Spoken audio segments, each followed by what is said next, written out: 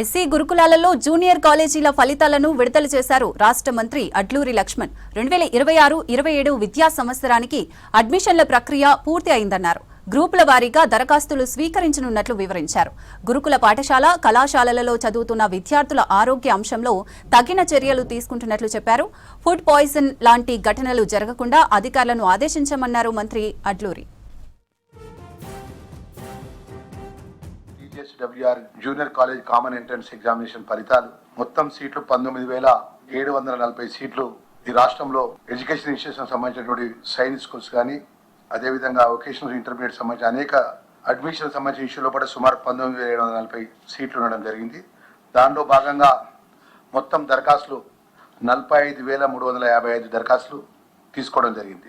దానిలో MPC గ్రూప్కు 21,443, బైపీసీకి 17,400, MEC, CEC, HEC గ్రూప్లకు 6,510 దరఖాస్తులు వచ్చాయి.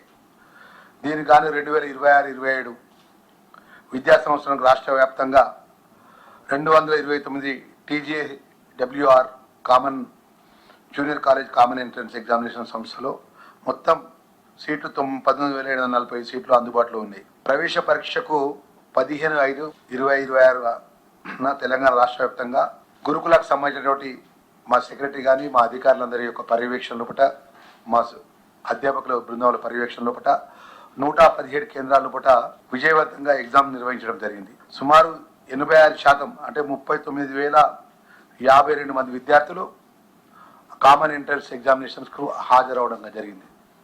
మరి దీనిలో భాగంగా ఫేజ్ 1గా మొత్తం సీట్లు 18,401 సీట్లు భర్తీ చేయడం జరిగింది.